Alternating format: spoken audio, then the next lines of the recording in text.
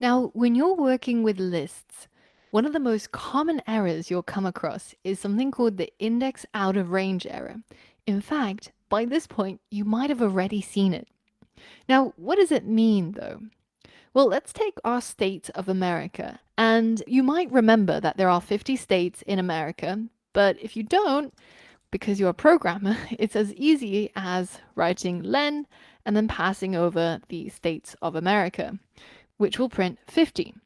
So now that we know that there are a total of 50 items in this list, and remember, because we start counting from 0, Hawaii is actually at index 49. So if we print States of America and then we try to get the item at 49, we hit print, you'll see that we get Hawaii printed. Now, what if we went one beyond that? What if we tried to get the one at index 50? What do we get instead? Well, we get an error. It's called an index error. And this is because it's beyond Hawaii and there's nothing there, as we can see with our own eyes. But when you're working with large lists and you're not always looking at the data, then these errors can be a little bit more confusing. Very frequently, when you're working with lists, you'll end up with an off by one error. So it's unusual that you'll try to get something at index number 90 because that's just way beyond your list size. But very frequently, you might end up in a situation where you have some sort of value, say number of states equals len, and then we pass over the states of America. So this is going to be equal to 50.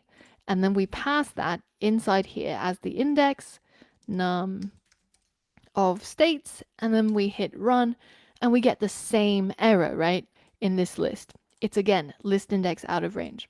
And this is an off by one error because all we need to do is just simply minus 1 so that 1 becomes 0 and 50 becomes 49.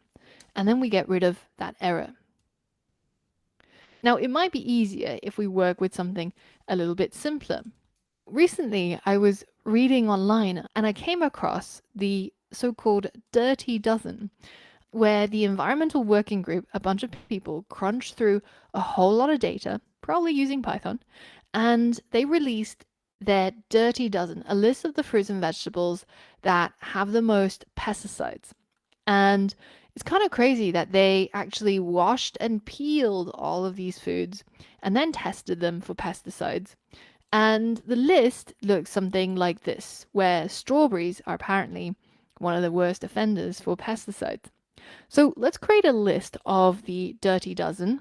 But you'll notice that some of these are fruits like strawberries, apples, and other ones are vegetables.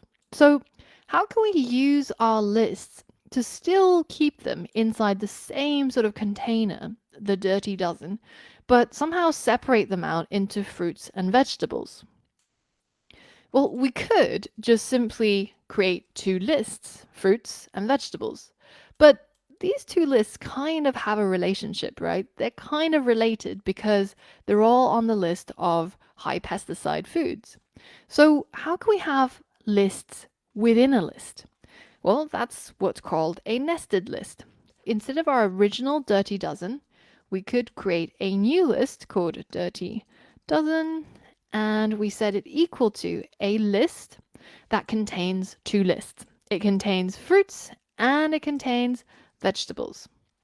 So now what effectively has happened is we've inserted this list inside here, and then we've inserted this list inside here. So we now have a list that contains two lists. And if I go ahead and print out this list, you'll be able to see its structure. And it looks like this. You'll notice that there's two brackets at the beginning and at the end. And the reason is because this is one list, this is another list, and this is also a list.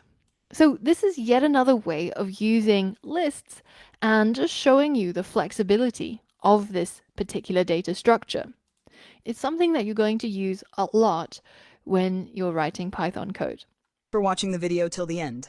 Please leave your thoughts below so we can discuss more about the topic. If you'd like to suggest a video that could help the community, feel free to message me on X or Instagram. We also share short videos on Instagram, so make sure to follow us there. Feel free to reach out. We'd love to hear from you, and might even create a video based on your suggestion.